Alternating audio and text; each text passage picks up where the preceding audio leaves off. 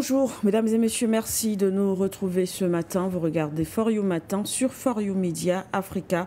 Nous allons aujourd'hui aller du côté du Tchad pour parler de ce départ, on va dire, définitif de l'armée française qui quitte donc le territoire du côté du Tchad. L'armée française a donc rétrocédé jeudi 30 janvier, sa dernière base à l'armée tchadienne, selon les informations des états-majors de l'armée des deux pays, après donc une cérémonie strictement militaire, mettant fin donc à la présence du militaire de la France du côté du Sahel et précisément au Tchad.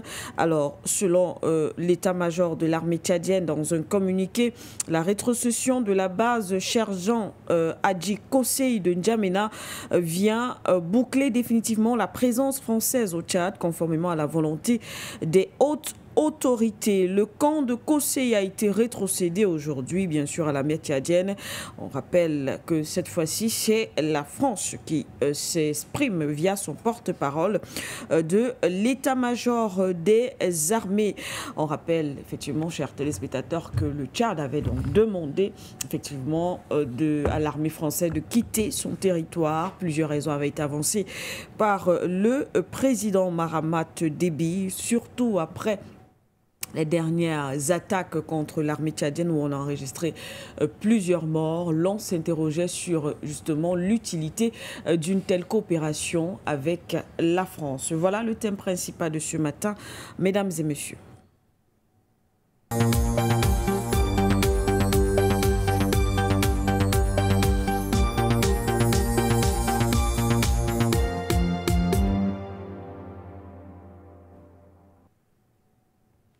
Actualité au Tchad, vous l'avez compris, on parlera tout à l'heure de ce départ des troupes françaises du territoire tchadien.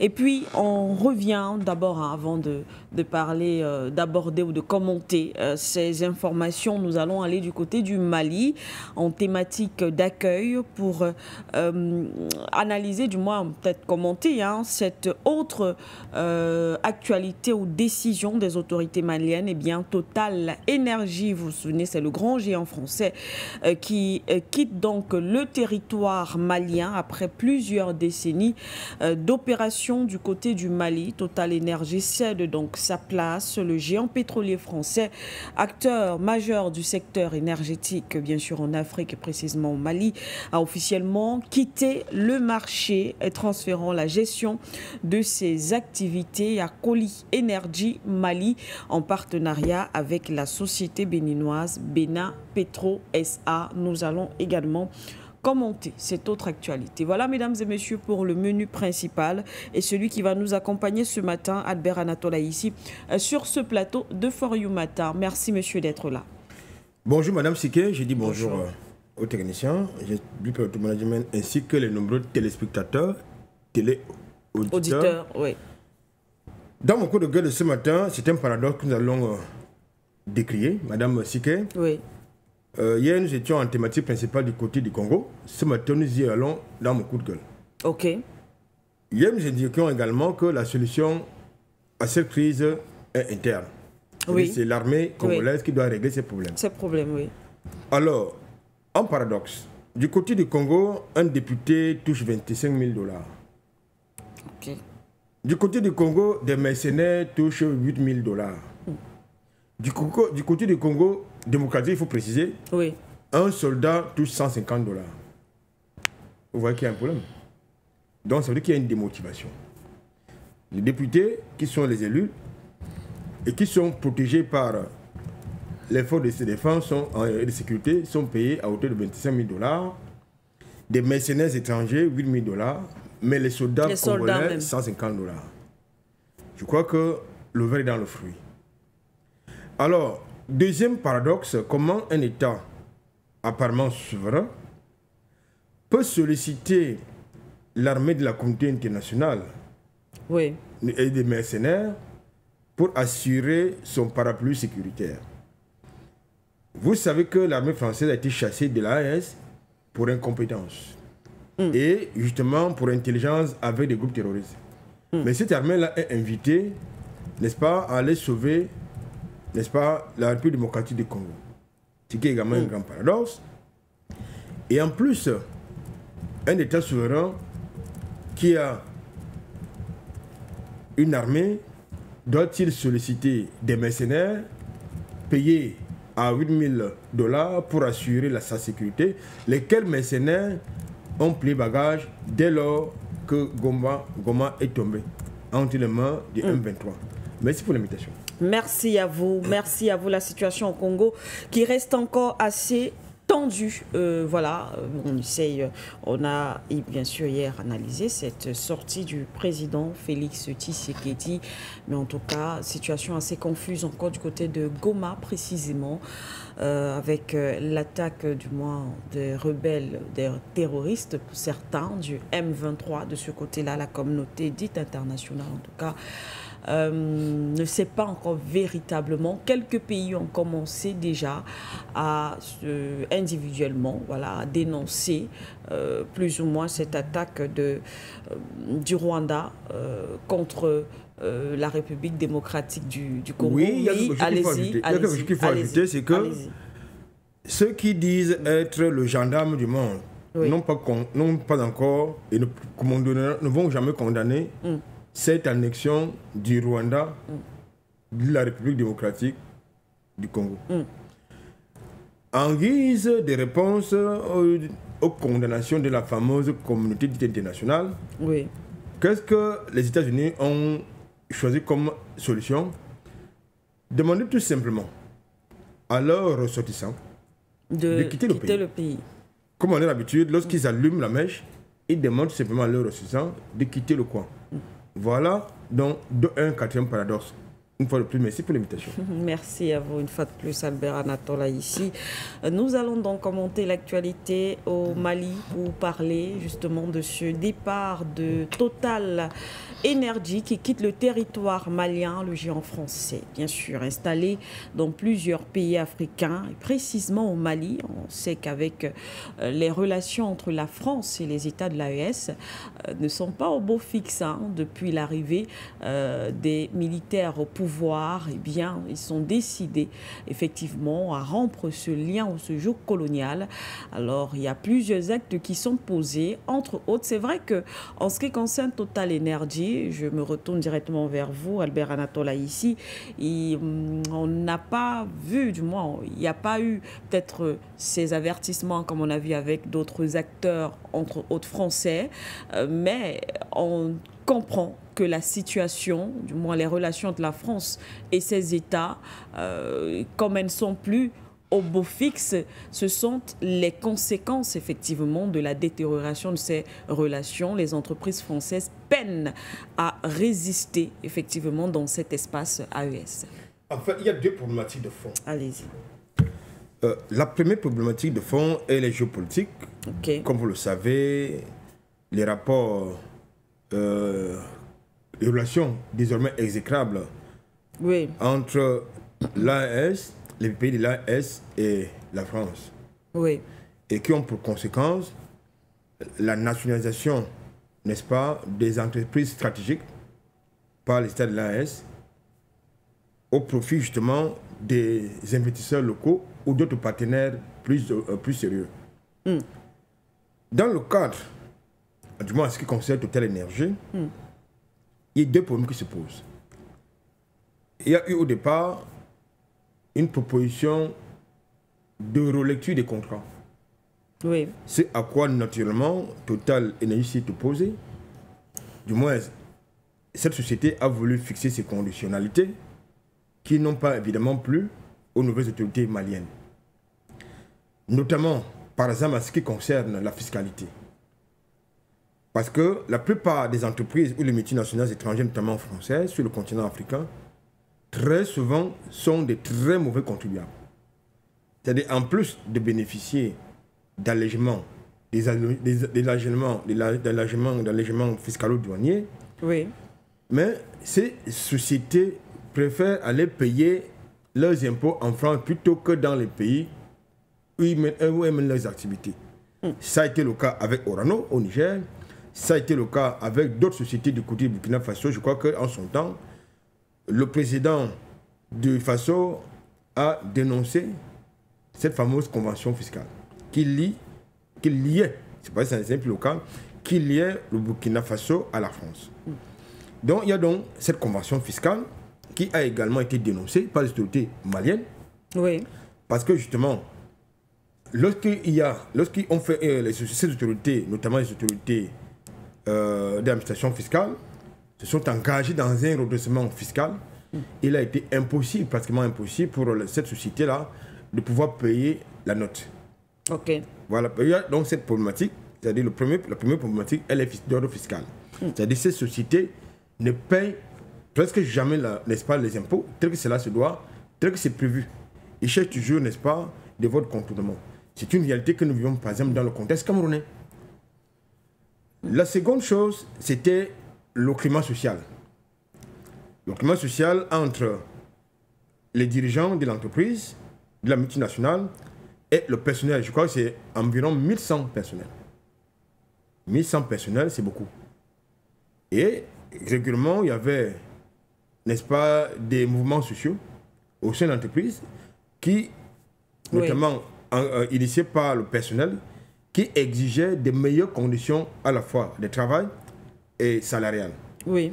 Ces deux, n'est-ce pas, problématiques ont certainement contraint, n'est-ce pas, total, le top management à vendre, à céder, n'est-ce pas, ses actifs, n'est-ce pas, à une entreprise de droit malien.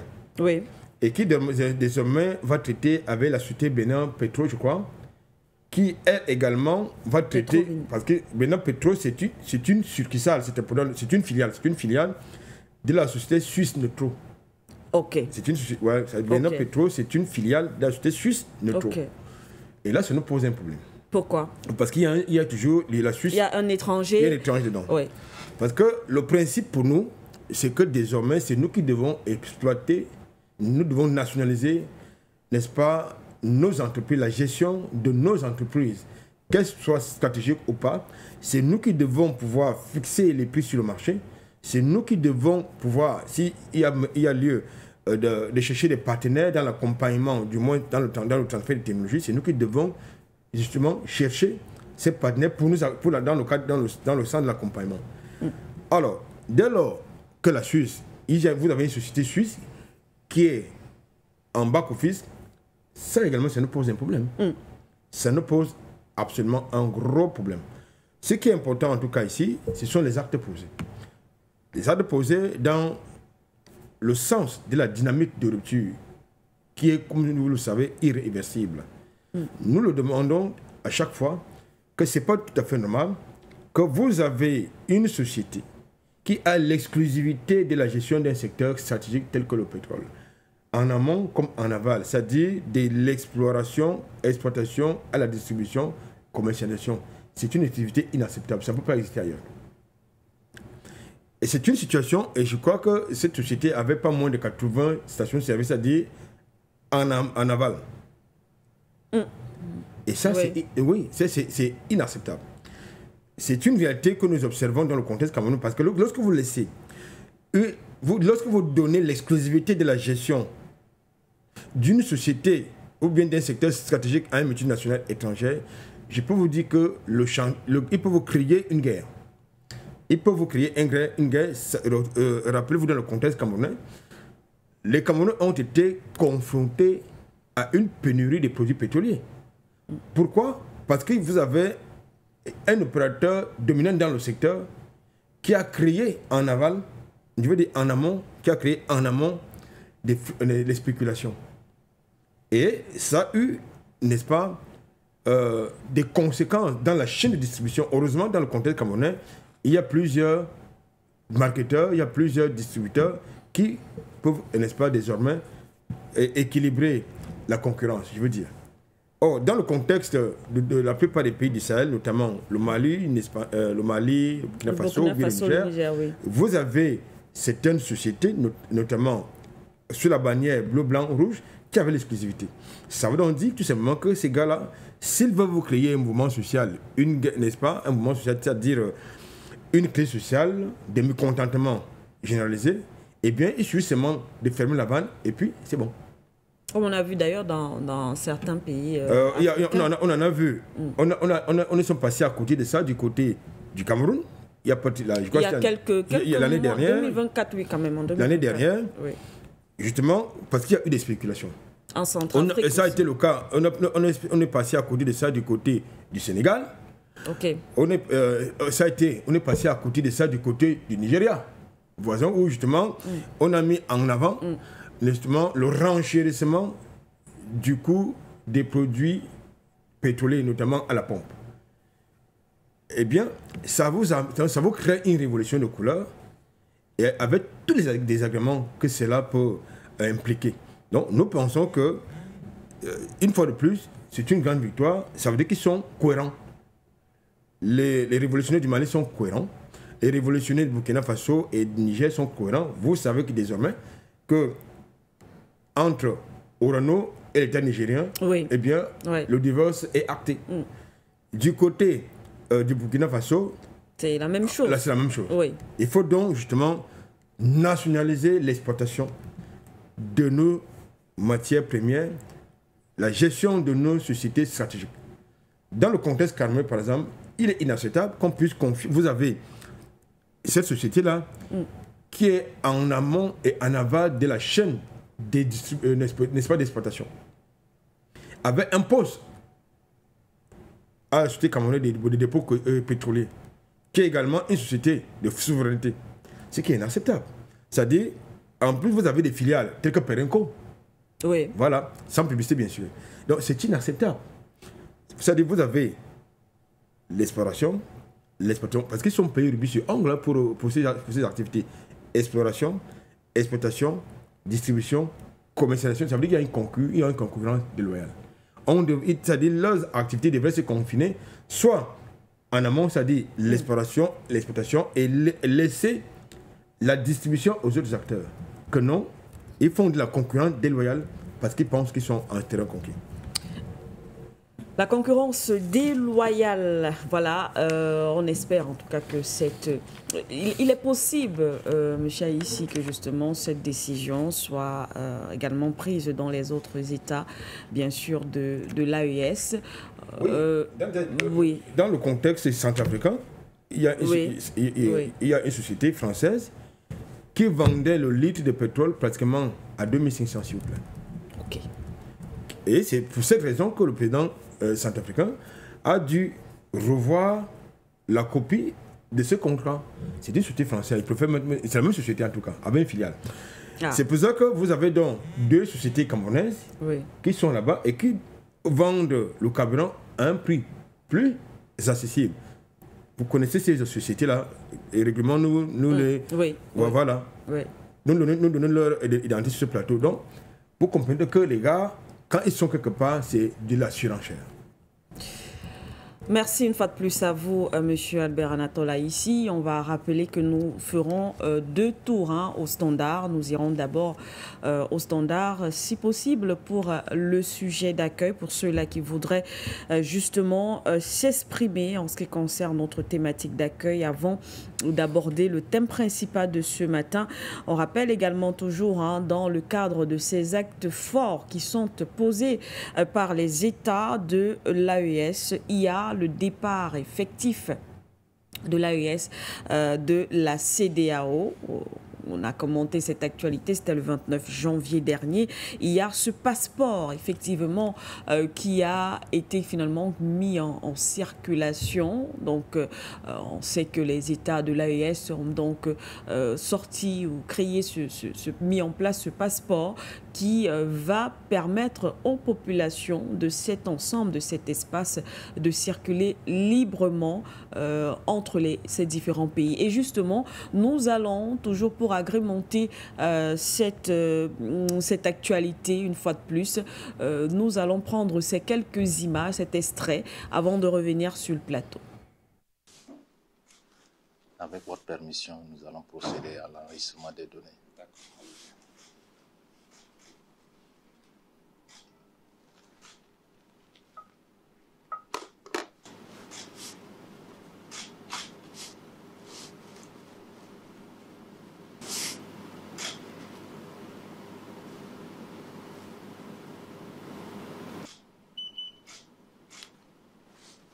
Excellence, Monsieur le Président, nous sommes à la phase de la prise des empreintes, en commençant par les 4 doigts de la main gauche. Oui, oui, vous pouvez juste appuyer.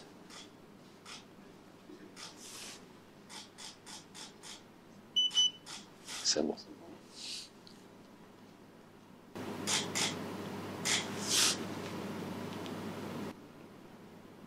C'est bon.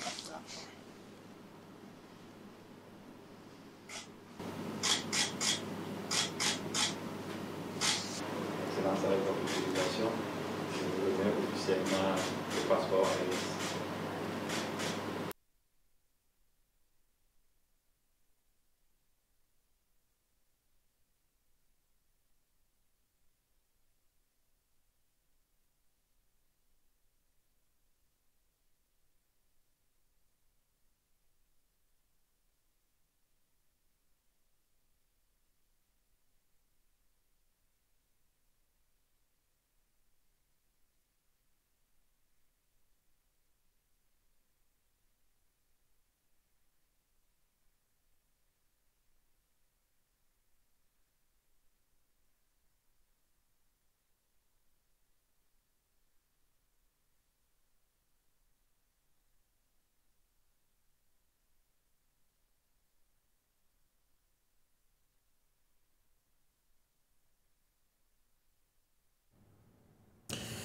Voilà, merci à la réalisation pour ce petit extrait. On a vu donc c'est effectif.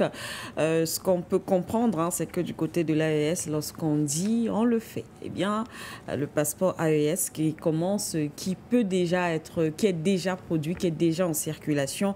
On a vu avec le président, le capitaine Ibrahim Traoré lui-même, qui s'est prêté à ce jeu pour l'établissement de son passeport et bien sûr les autres usagers ou alors population burkinabé. Avant d'aller prendre le premier appelant, monsieur Aïssi, en commentaire. Mais écoutez, déjà, il faut noter qu'ils ont décidé de claquer la porte solennellement. Oui. Le jour où la CEDEAO a acté leur départ, n'est-ce pas, oui. Officiel. Donc, je pense qu'il s'agit là, comme j'ai l'habitude de dire, c'est une victoire d'étape. Oui. Il y a plusieurs reproches qui sont formulés contre, n'est-ce pas, la CEDEAO, qui n'a pas été capable de gérer diverses crises au sein de la communauté. C'est des crises quelquefois planifiées par l'impérialisme occidental, notamment français et américain. Au contraire, la CEDEAO s'est toujours tenue du côté, n'est-ce pas, des oppresseurs, des impérialistes, et non aux côtés, n'est-ce pas, des peuples. Comme nous l'avons l'habitude de le dire sur ce plateau, la CEDEAO a été créée, c'est une organisation qui a été créée pour les peuples, et non pour devenir un syndicat de chefs d'État vassalisé ou bien larbiniser. Les pays de l'AES ont claqué la porte pour cette raison et d'autres. Oui, plusieurs raisons. Pour cette raison et d'autres. C'est-à-dire qu'il n'y a plus de solidarité, comme cela devrait se faire au sein de leur communauté. Je crois que dans le contexte de l'intervention militaire du côté du Niger, ils ont donné les muscles.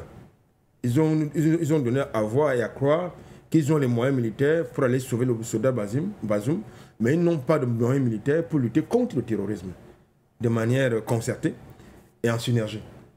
Donc, ce qui voudrait donc dire qu'en réalité, il y a un agenda caché contre ces États-là qui veulent justement s'affranchir de l'impérialisme occidental. Ils ont un autre agenda, c'est-à-dire que l'autre agenda, c'est d'empêcher l'émancipation des peuples.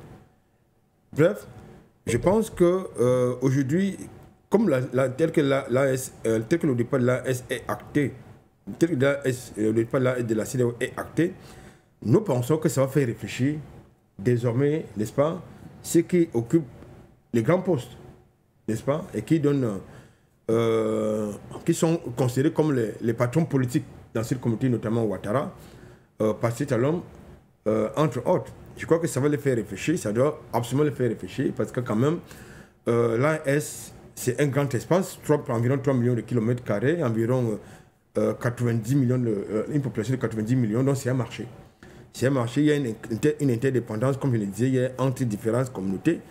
Nous pensons que, je crois que ça va les faire réfléchir. Et en plus, c'est une victoire d'étape une fois de plus pour nous. Une victoire d'étape une fois de plus. Et nous allons justement aller au standard pour la première partie consacrée à nos téléspectateurs.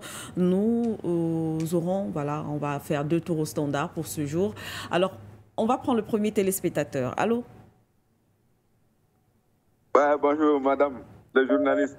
Bonjour monsieur Traoré. Notre invité, je salue tout le monde. On est fiers de notre passeport, on est fiers de l'AS aujourd'hui. Parce que ce qu'ils sont en train de dire, que les circulations de livres et les biens et les personnes, c'est faux, ils jettent de faux. 2013 et 2014, moi, j'ai voyagé entre la plupart des pays de l'AS. Si ce n'est pas le Burkina là, au nord de Dieu, il n'y a pas un pays qui l'a respecté. Parce qu'ils ont, comme les chefs de l'UEMOA qui étaient au Burkina, un temps là, on a fait une réunion que de laisser tous les postes, sauf les frontières. Si ce n'est pas le Burkina là, il n'y a pas un pays qui l'a respecté. Avant, les camions burkinabés qui partent au Sénégal, les camions maliens et les camions sénégalais qui payent 1000 francs les postes là, tous les postes là que les Sénégalais, burkinabés qui payent 5000. Au Mali aussi, c'est les mêmes choses.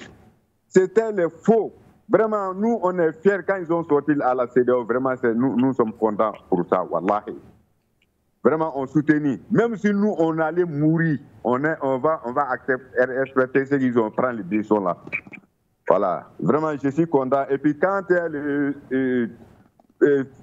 Congo, RDC, vraiment, Félix Tshisekedi d'ici n'a pas ouvert son jeu là. Je ne sais même pas qu'est-ce qu'on va l'aider. On est pitié. Vraiment, ça nous fait pitié les populations de RDC là. Mais il faut que Félix Tshisekedi n'a qu'à ouvrir son jeu. Il voit tout ce qu'il est en train de faire. C'est pas qu'on doit négocier avec qui aujourd'hui. On ne doit même pas négocier avec les terroristes. C'est ça qu'on appelle terreau. C'était pour ça. Bonjour. Donc, bonne journée à tous. Bonne journée à vous, monsieur Traoré, depuis le Burkina Faso. Merci d'avoir appelé, participé ce matin. Nous allons prendre notre téléspectateur. Allô? Allô? Bonjour madame. Bonjour monsieur. Bonjour le docteur Anatoly, le professeur Anatoly. Bonjour à tous les auditeurs de For You Media. Madame, je t'appelle depuis San Francisco. Mais permettez-moi de te saluer. Et je prie Dieu que Dieu te donne longue vie. Que Dieu te donne beaucoup de santé. Que Dieu te bénisse. Que tout ce que tu demandes à ton cœur, que Dieu te l'accorde. Parce que tu mérites un grand respect. Lever le matin très tôt pour venir mener ce combat en tant que femme, mère, pour venir éduquer tes enfants comme nous. Vraiment, madame, si ce n'est pas Dieu qui va te bénir, qui va te donner longue vie. Parce que sans la femme, le panafricanisme ne peut pas avancer. Le professeur Anatoly qui est sur le plateau, c'est grâce à la femme, c'est grâce à sa mère qu'elle puisse tenir et à son époux. Et je voulais rendre hommage à sa maman et à sa femme. Grâce à la femme, sans la femme, on ne peut pas avancer. Le panafricanisme, c'est zéro. Il faut que les femmes là, puissent être devant. Tout ce qu'on peut faire en Afrique, si vous voyez, il y a trop de désordre en Afrique là, c'est parce qu'il faut que les femmes là, puissent être devant. On ne peut pas mettre les femmes là devant et puis, everything is to be great. We have to put the woman in the power.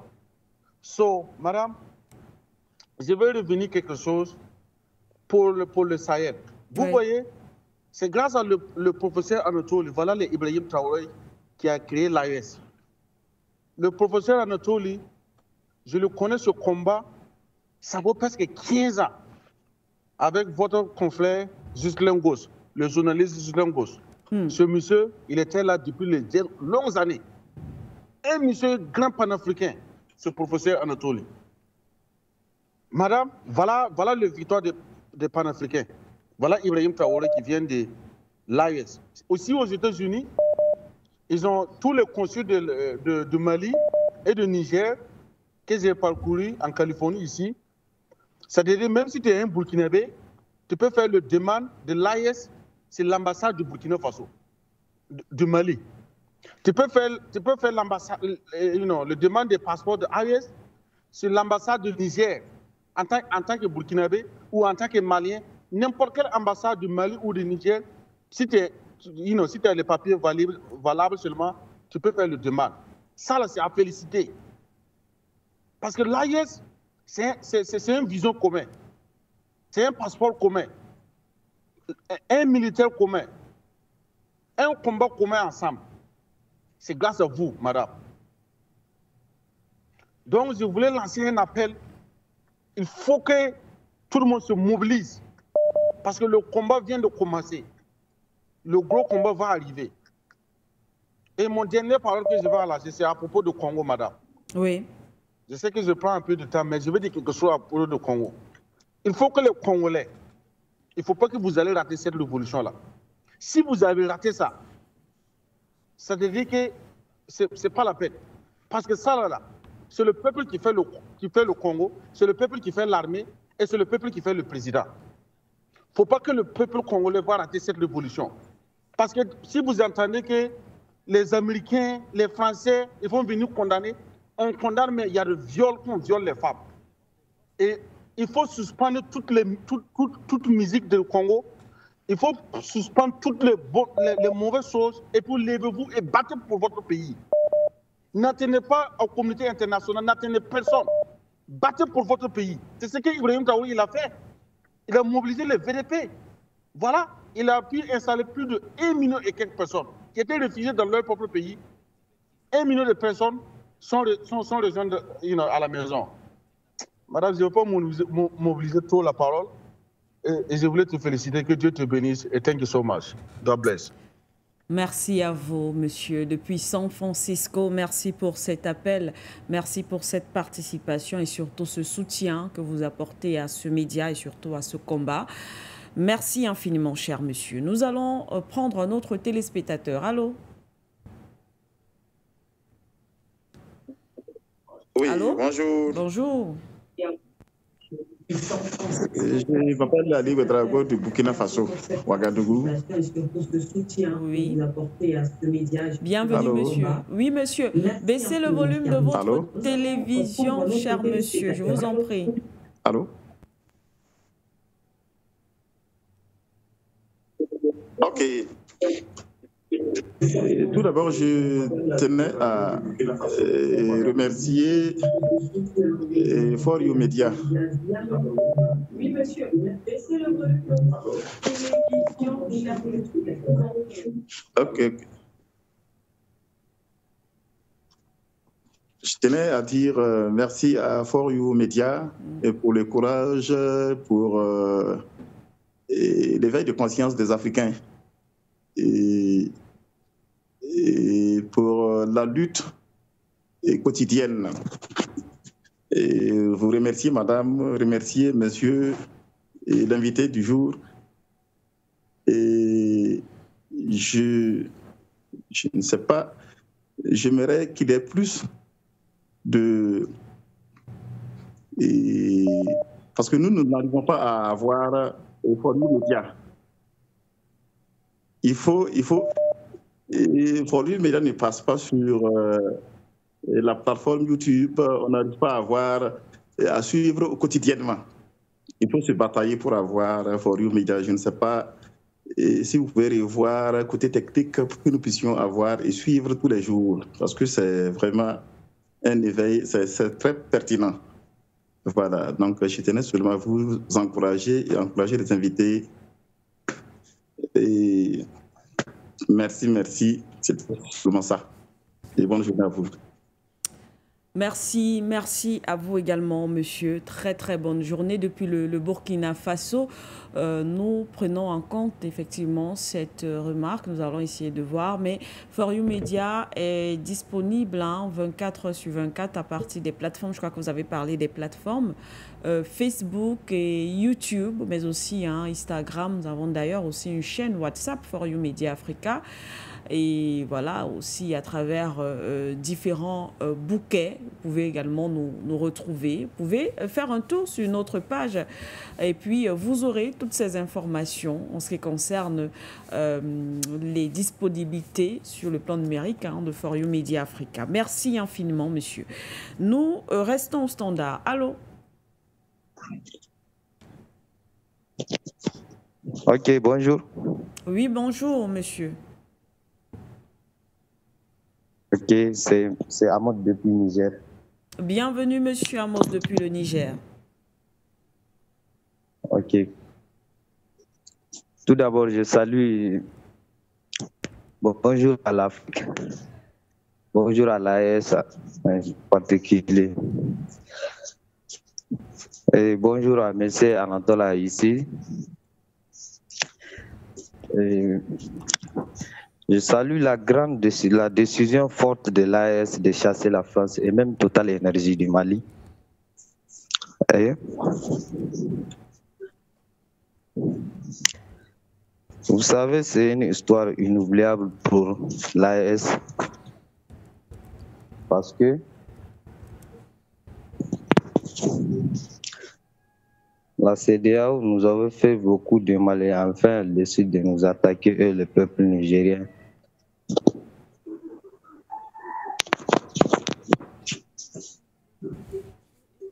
Parce qu'elle a été soumise par la France. Mais par la grâce d'Allah, ça n'a pas été marché. Je remercie le bon Dieu maintenant. Le programme est dans son temps et c'est bon pour eux. Vous savez, madame, l'AES, c'est une locomotive à suivre sans arrière-pensée. Et je remercie le président Ibrahim Traoré d'avoir son passeport lui-même pour l'AES. Et j'espère que tous les peuples de l'AES vont faire pareil comme M. Ibrahim Traoré, de changer le passeport de l'AES.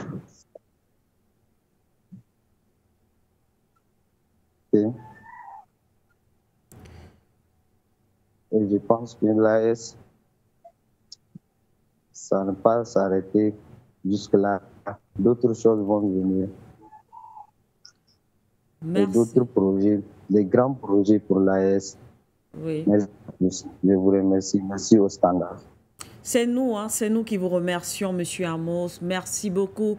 Ça fait toujours plaisir de recevoir des appels, des contributions en provenance de l'AES. Merci pour cet appel depuis le Niger, monsieur Amos. Très, très belle journée de votre côté. Nous restons au standard et on va accueillir un autre téléspectateur. Allô? Nous restons au standard. Allô, bonjour. Bienvenue sur For You Media. Allô, bonjour. Bonjour. Ça va la famille? Bonjour. Je salue vous tous. Je salue tous les techniciens, les journalistes, les caméramans, tous les Camerounais. Madame, je vous salue beaucoup. Et puis votre invité, le président camerounais Paul Biya. Et puis tous les chaînes camerounais font bon travail. Bon, au niveau de 3 pays, Burkina, Mali, Niger, on a démarré comme ça. Il reste le monnaie. Si prêt à dire le monnaie franc CFA là, il faut mettre fin à ça. Et on demande toujours le soutien de toute l'Afrique, toujours.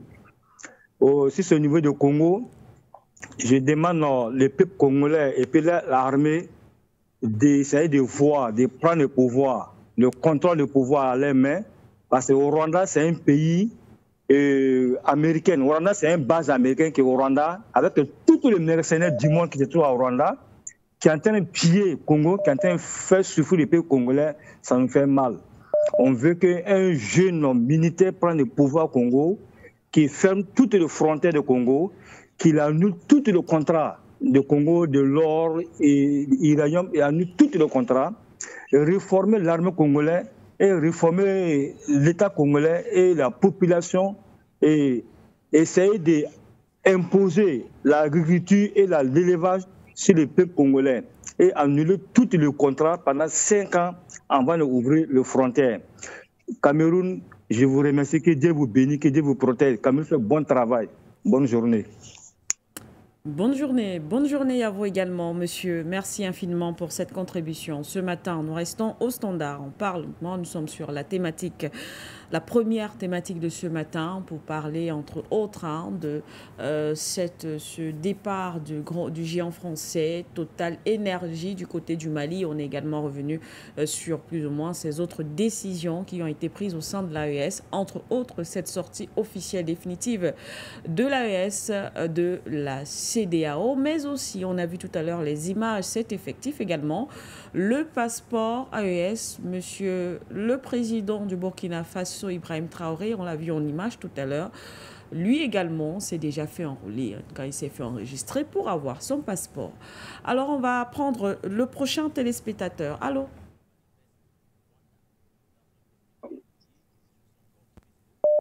Allô, bonjour.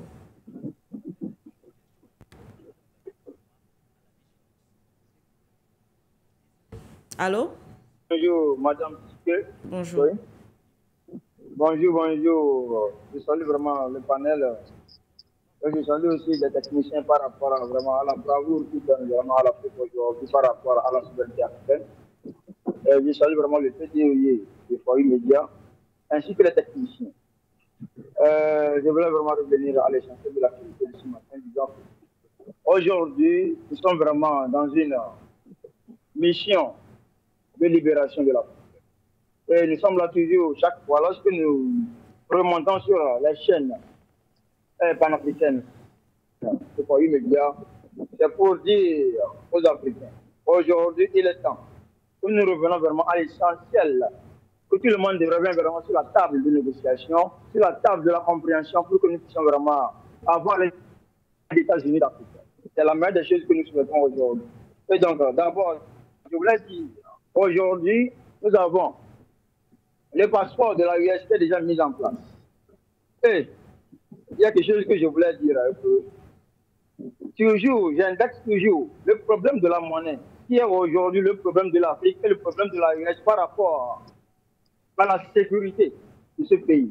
Et par rapport aussi à la sécurité des frontières. Parce qu'aujourd'hui, tous les pays qui sont aux alentours des pays de la US constituent aujourd'hui un frein pour le développement de l'Afrique. Et qu'est-ce que nous allons faire aujourd'hui? Nous demandons à cette présidente de la US à plus de vigilance, et demandons toujours au peuple citoyen que nous avons toujours les moyens à nous soutenir et à nous donner encore plus de joie. Et c'est ce que nous souhaitons toujours. Et donc, je ne vais pas trop vous prendre assez de temps parce que j'ai beaucoup de choses à faire. Et donc, je vous laisse passer une bonne journée. Très bonne journée à vous. Merci d'avoir pris ce temps et surtout la peine d'appeler ce matin pour participer à ce combat. Merci infiniment, monsieur. On reste au standard quand même. On va continuer avec les appelants. Allô? Ok, je vous remercie véritablement de m'avoir accordé cette opportunité aujourd'hui parce que j'essaye de vous appeler depuis toute une semaine, mais pour la première fois, vous m'accordez cette opportunité, ça me va tout droit au cœur. Je veux remercier Madame Siké et le professeur Aïssi sur le plateau qui abattent véritablement un travail dont on peut nommer la grandeur. C'est un grand honneur pour nous de vous voir chaque jour discuter de ces débats et nous informer sur ce qui se passe un peu partout en Afrique. Je voudrais intervenir, mais concernant l'AES, oui. Je vous assure que véritablement, c'est ce que l'AES est en train de faire aujourd'hui, c'est ce qui a échappé à l'Afrique pendant plus de 60 ans. Nous avons eu des dirigeants qui nous ont dirigés pendant tout ce temps, mais je vous assure qu'en moins de quelques années, 2 à 3 ans, l'AES est en train de nous mettre sur la bonne voie. C'est quelque chose qui ne se passait pas, et aujourd'hui, ça devient effectif. C'est un grand honneur, véritablement. Et je veux rappeler ici que nous sommes en train de voir avec Ibrahim Traoré que pour gouverner un pays, ça ne demande pas d'avoir 80 ans ou 90 ans. Ce n'est pas une question d'âge. Nous avons là devant nous un jeune bonhomme, un jeune garçon actif qui est en train de diriger un grand pays comme le Burkina. Et cela est le signe que nous n'avons pas besoin d'avoir 90 ans pour gouverner un pays. Je sais que vous comprenez exactement là où je veux en venir, mais je vais taire ce côté-là. C'est un véritable honneur, je vous assure, de voir qu'aujourd'hui, partout en Afrique, la conscience s'éveille, la jeunesse se réveille et s'applique, c'est-à-dire la jeunesse s'intéresse véritablement à la chose politique aujourd'hui. Je vais appeler le Rwanda, le peuple rwandais, je vais chuter par là, oui, à se sentir également africain, à se sentir véritablement africain et à ne pas se contenter de cette petite victoire que le M23, avec l'appui de l'armée rwandaise, est en train d'effectuer dans le pays voisin, la RDC. J'appelle la RDC et le peuple de ce grand pays-là de reprendre les choses en main. La liberté, on l'arrache. La liberté, on l'arrache. Et c'est au peuple congolais d'arracher sa part de liberté. C'est un défi et c'est un obstacle qui les appelle à grandir d'une certaine manière. C'est vrai, c'est bien de se frotter à ce genre de réalités et ces réalités nous permettent d'affirmer notre identité et notre liberté. Je m'arrête là et je vous remercie véritablement. C'est nous qui vous remercions, monsieur. Merci infiniment d'avoir appelé ce matin. Vous êtes au Cameroun. Merci pour cette contribution, voilà, et toutes nos excuses, si je peux le dire ainsi. Mais je pense que, en tout cas, vous avez encore essayé aujourd'hui et c'était la bonne. On espère qu'on vous écoutera encore un peu plus, justement, dans le cadre de nos émissions. Merci infiniment. Nous prenons un autre téléspectateur. Allô? Oui, bonjour monsieur, bonjour madame Siké. Bonjour. Merci de m'avoir passé l'antenne. Je suis très content de vous voir ce soir. Ce matin, j'allais dire. J'appelais comme ça pour donner ma part d'ovation à l'AES. Tout d'abord par rapport à l'armée, les 5000 armées qui sont mises en place. Vous voyez, ça c'est ce que l'Afrique a dû attendre il y a de cela très longtemps. Nous autres, nous voyons ça comme à peu près l'enfant Jésus qui est né et puis les mages d'Orient qui voyaient une étoile au ciel et qui marchaient pour aller voir là où cet enfant Jésus est né. Donc, vraiment, c'est à encourager. Nous autres, donc, ici, j'appelle depuis le Cameroun, précisément à Damawa-Gaondéré, et dans un petit village d'Embé. Voilà. Nous autres, en tant qu'Africains, avons formé un petit groupe, toujours en train de suivre vos émissions. Et nous attendons vraiment la formation de cette armée-là. Et nous serons là, soit au Burkina Faso, soit au Mali, pour voir le tout premier défilé de cette armée, que les 3 États vont former. En réalité, l'Afrique commence à partir de l'AES et tous, nous sentons que Burkinabé, nous nous sentons Maliens et nous nous sentons AES. Donc, vraiment, j'appelais pour encourager cette initiative et l'initiative du passeport. Vraiment, que Dieu bénisse l'AES et on ne peut que dire bon vent. Merci. Merci monsieur, merci infiniment. Malheureusement, je n'ai pas retenu votre nom. Merci en tout cas pour cet appel et surtout, nous sommes heureux de savoir que vous nous suivez, non pas seulement du côté de la Damawa Ngaoundéré, mais dans ce petit village, comme vous l'avez bien décrit. Merci de continuer à suivre For You Media Africa pour cet appel depuis le Cameroun à Ngaoundéré.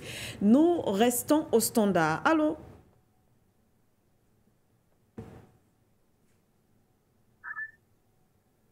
Oui, bonjour, madame Jessica Doubé. Bonjour à Triple A. Oui, je vais intervenir pour le retrait des multinationales, notamment au Mali. Oui. C'est une bonne chose. Et il faudrait que cela s'accentue davantage. C'est-à-dire, si tous ces multinationales pouvaient fermer la porte, ça serait une bonne chose. Moi, je suis au Cameroun, à Yaoundé. Je vous assure que le carré que nous vivons au quotidien, avec les opérateurs mobiles comme Orange, MTN et consorts et tout, c'est vraiment infernal. Donc, si ces gens pouvaient nous rendre service et fermer la porte et partir, ça serait une bonne chose. De toutes les façons, ne servent à rien. En ce qui concerne la situation en RDC, moi j'aime toujours faire le parallèle avec ce qui se passe au Mali. Et quand on écoute le discours de M. Tshisekedi, à mon sens, c'est un discours creux, vain. C'est un discours vide. Et il fait ce qu'on appelle la politique. Il fait seulement la politique politicienne. Il ne dit rien de bon. Il ne dit rien de ce qu'on sait déjà. Vous voyez, un pays est assiégé. Un pays est assiégé depuis des années. Et vous voyez, les rebelles du M23 sont déjà arrivés au centre, presque au centre-ville de Goma. Vous sortez, vous faites encore une sortie pour davantage mettre les gens pour apporter. C'est pas normal, c'est pas sérieux ça. C'est pas sérieux. On dit à comportement de mouton répond des bergers. Il dit qu'on doit. J'entends les gens dire qu'il faut aller négocier et tout. Il n'y a pas de négociation à faire. Il n'y a pas de négociation qui tienne là. Il n'y a pas. Vous avez vu la sortie du président sud-africain via son ministre des Affaires étrangères. Elle a dit quoi? Oui. Ça signifie que si le Rwanda et ses rebelles du M23, qui ont déjà tué plus de une dizaine de militaires sud-africains, continuent dans cette lancée, ils vont intervenir. Et en retour, Paul Kagame a répondu en disant, en quelque sorte, en fait, je paraphrase, s'il ne craignait rien, et que si l'Afrique du Sud entrait en guerre, ils allaient riposter. Donc, vous comprenez que pour un minuscule pays, je rappelle que le Rwanda, c'est moins de 27 000 km². C'est-à-dire, c'est à peine, ce n'est même pas, c'est moins de la moitié. C'est moins de la moitié de la superficie du nord du Kivu. Je ne sais pas si vous vous rendez compte. Alors, oui. Quand il dit cela, il compte sur quoi? Mais notamment, il compte sur ses soutiens occidentaux. Parce qu'on va dire que non, c'est un problème congolais. Oui, il y a nous savons tous que l'élite dirigeante congolais est inféodée. Ça, c'est depuis toujours. Mais ils ont un soutien extérieur. Ils ont la République otanienne. Et vous voyez, il y a autre chose qui est grave. Vous voyez certains soldats roumains qui partent en quelque sorte narguer les soldats. Soldats congolais, en disant que non, ils touchent dans les 8 000 $ par mois. Mais c'est très grave. Pour un pays sérieux, cette information serait remontée à M. Tshisekedi, qu'il aurait pris des décisions fortes. Mais vous voyez, tout dans c'est du bois, c'est terrible. Et il vient faire un discours comme ça, mais c'est terrible ça. On n'est plus à l'heure des discours. Ce monsieur doit prendre des décisions fortes. Madame Tshisekedi. Vous voyez ce qui se passe? Vous avez vu, les Maliens sont dit qu'ils vont se mettre à négocier, ils ont fait des discours. Non. Ils ont pris des décisions fortes. C'est ce qu'on attend d'un chef d'État. Ils ont mis la France dehors avec les entreprises multinationales. Ça n'a rien fait, au contraire, c'est en train de bénéficier aux États de l'AS. On est en train de voir les retombées. Et cette politique-là, c'est ce qu'on demande. Vous êtes un pays de plus de 2 300 000 km², madame Sikelu. Vous êtes l'une des 10 meilleures, armées en Afrique. Mais qu'est-ce qui ne va pas? Mais il y a un problème. Il faudrait, comme j'ai dit tout à l'heure, à comportement du berger, du mouton, répondre des bergers. Il faudrait que M. Tshisekedi prenne ses responsabilités. Arrêtons de faire les discours tous les jours. La RDC qui attaque, c'est toute l'Afrique qui a attaqué. C'est toute l'Afrique. C'est toute l'Afrique. Et si je vais un peu loin, ce qui se passe au Moyen-Orient. Mais vous voyez déjà le criminel de l'intérieur en train de vouloir déporter les Palestiniens vers l'Égypte. Hein? Mais c'est très grave. C'est très grave. Donc il faudrait que M. Tshisekedi prenne ses responsabilités. Des partenaires, nous sommes à l'ère du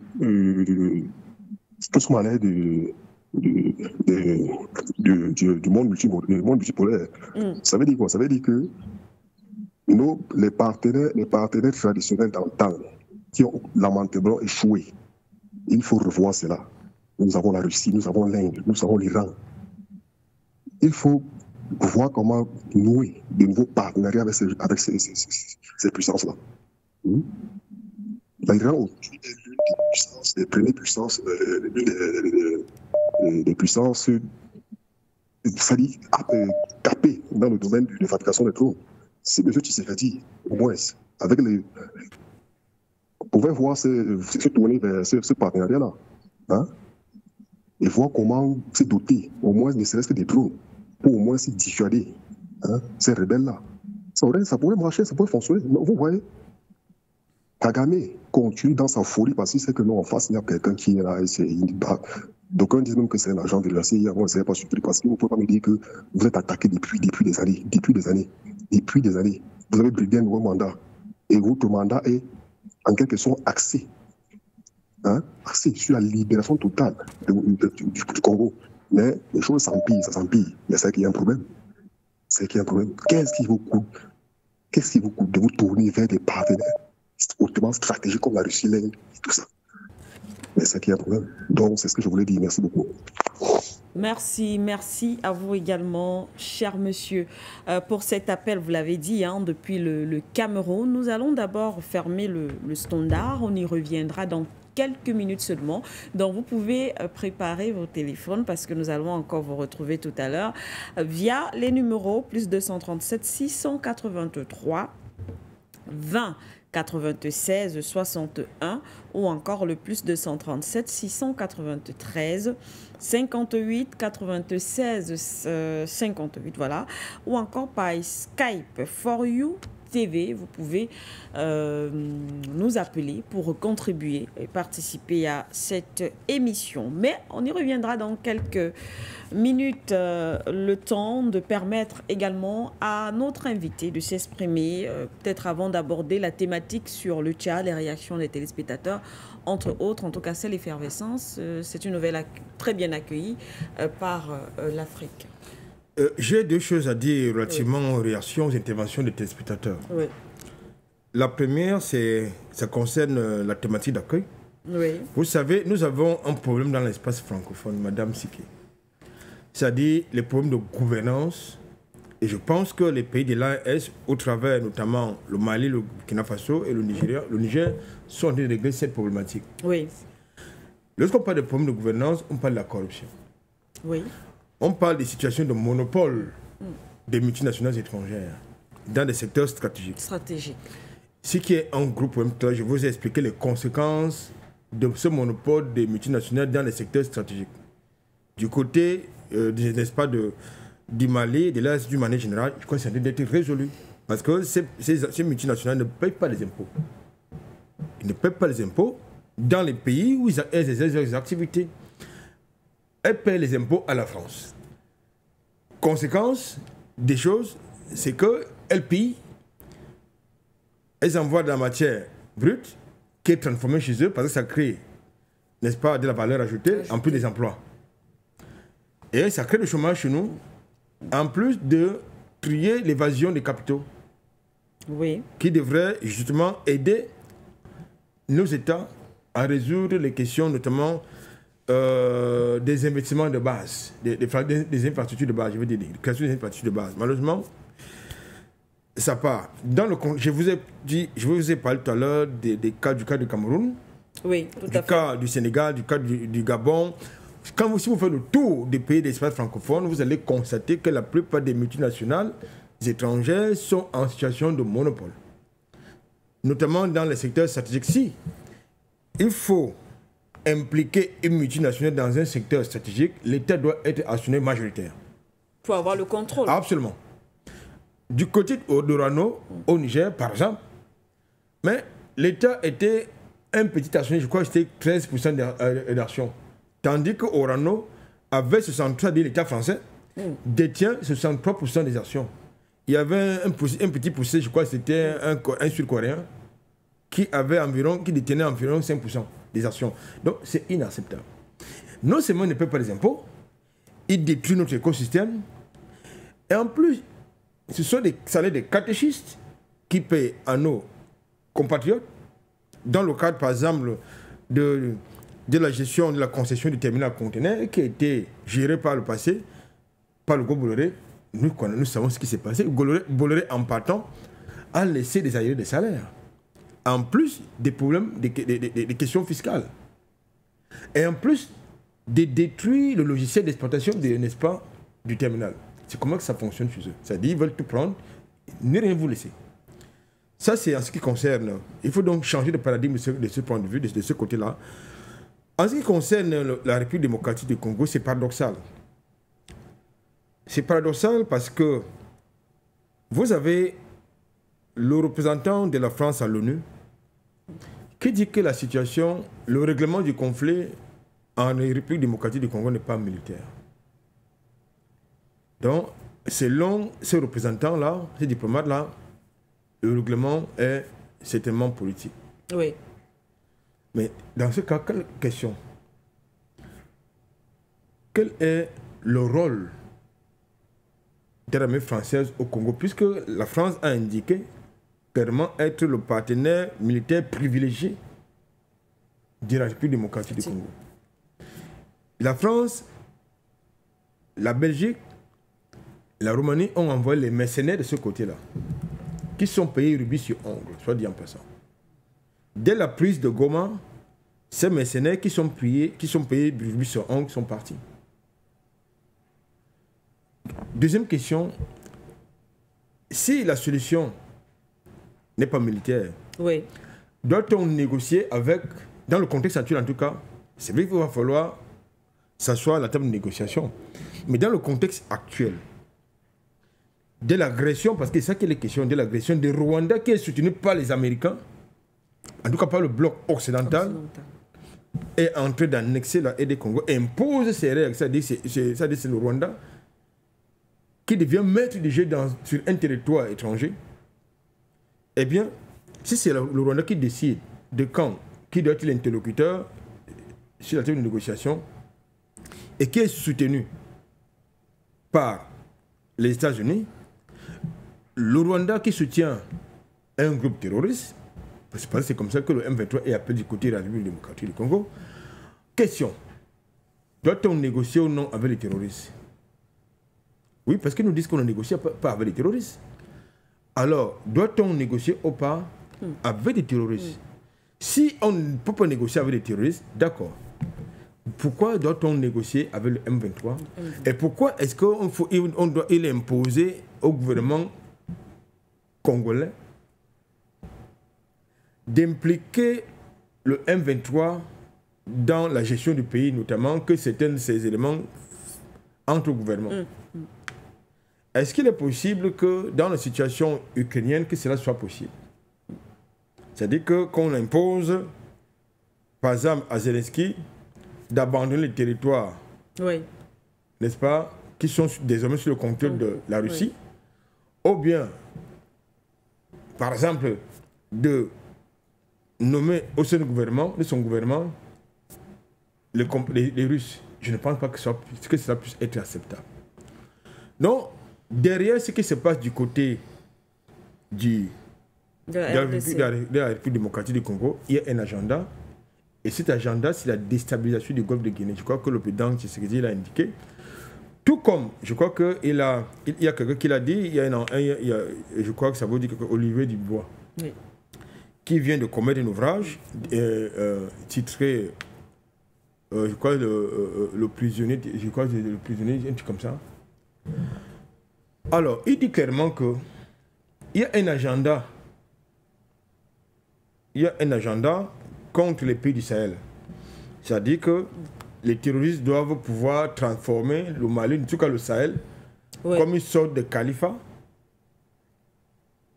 détruire le continent africain. Et ces gens-là sont financés par quelques pays qui se disent amis du continent africain.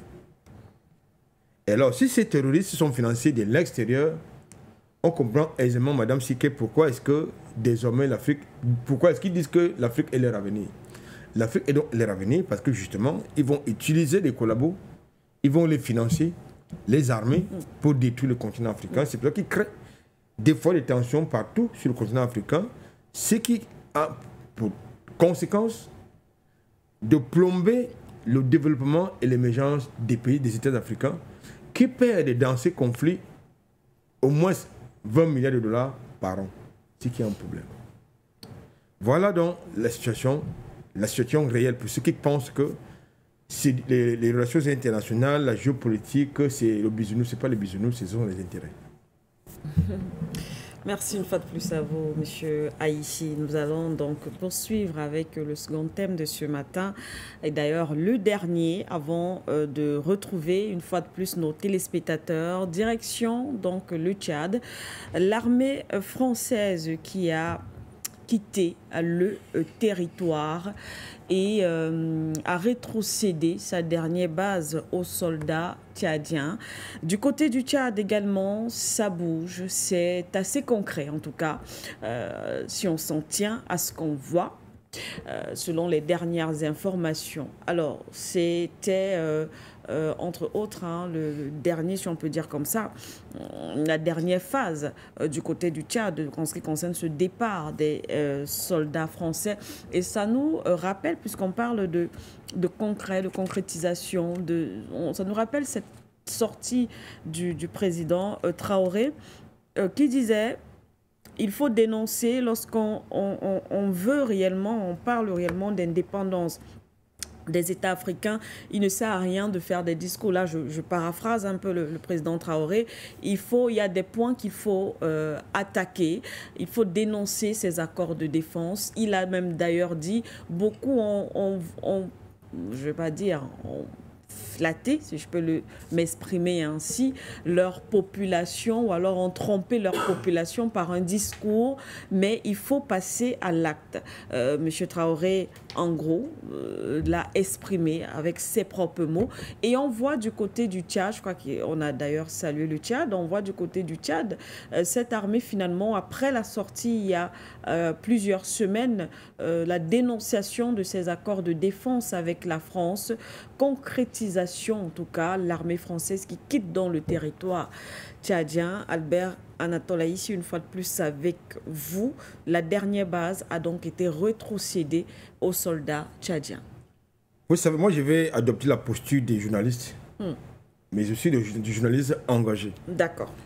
Je vais commencer par la chute de votre... Non, avant la chute, il y a le dernier paragraphe avant votre chute. Ok.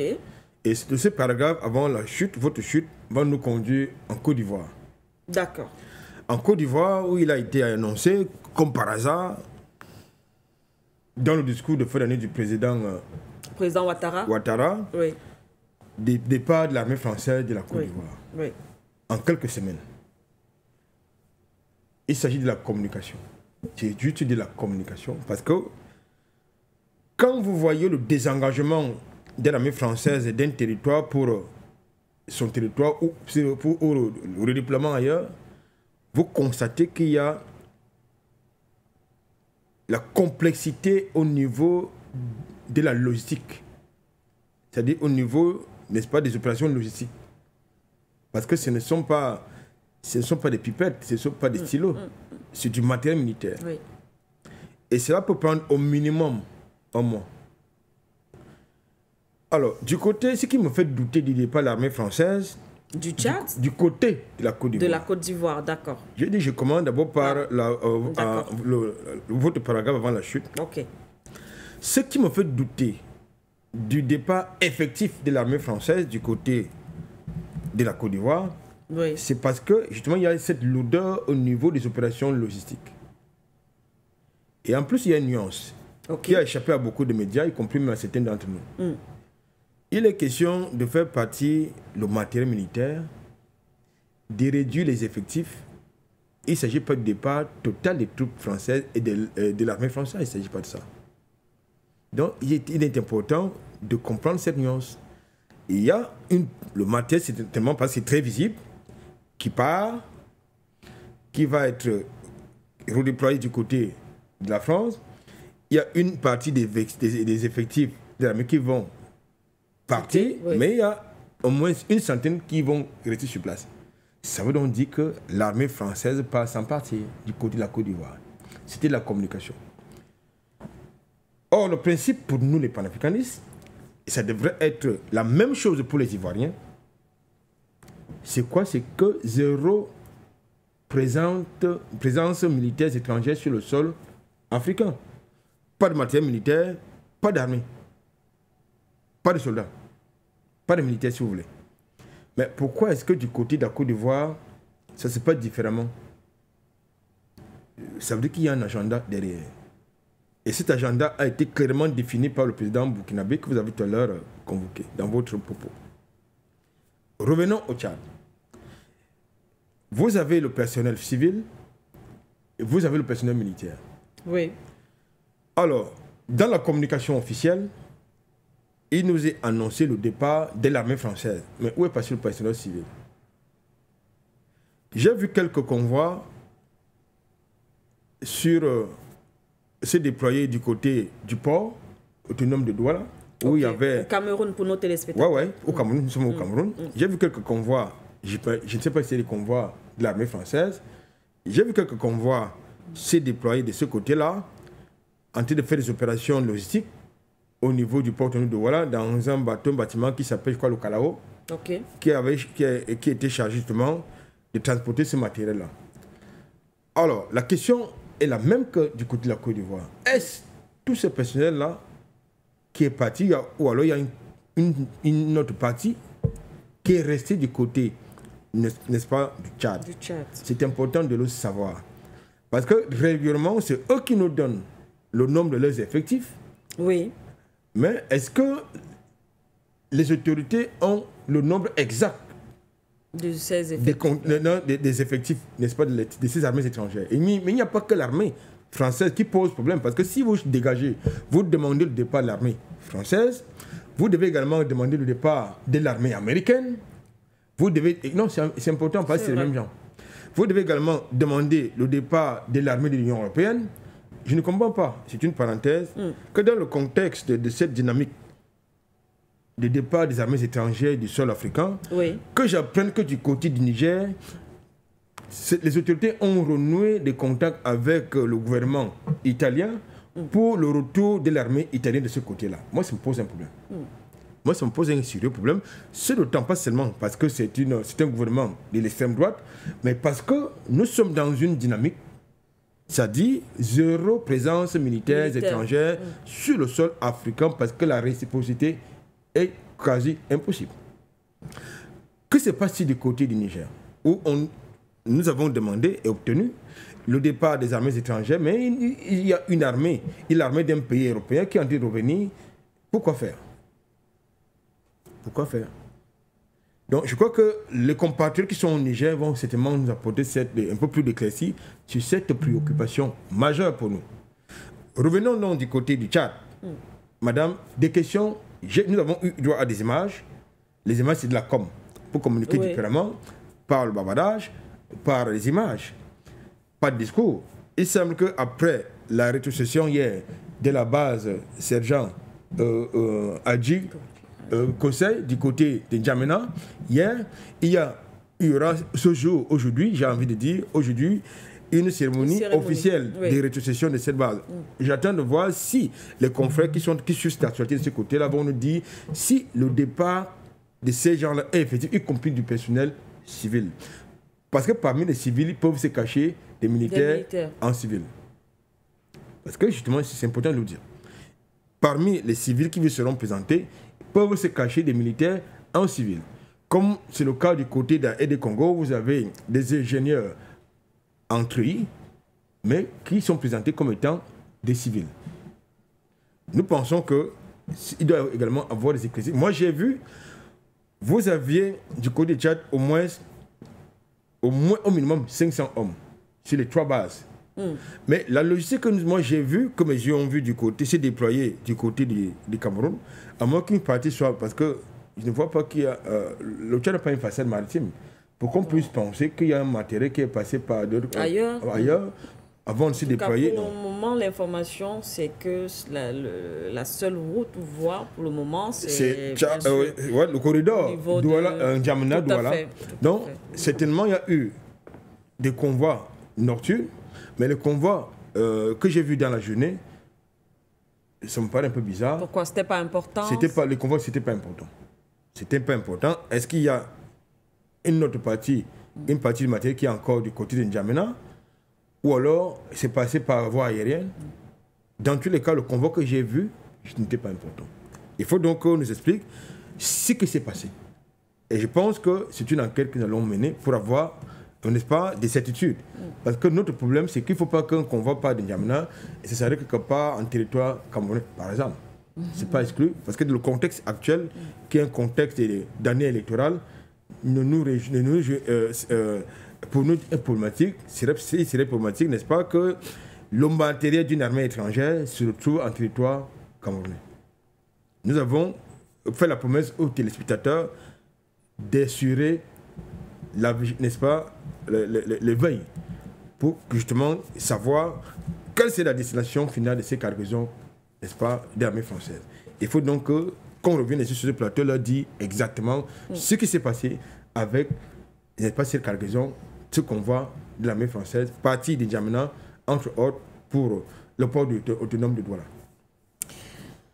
L'armée française qui quitte donc définitivement le territoire tchadien, en tout cas selon les dernières informations. Donc on a vu voilà, ces images du côté du Tchad. Et comme l'a d'ailleurs rappelé M.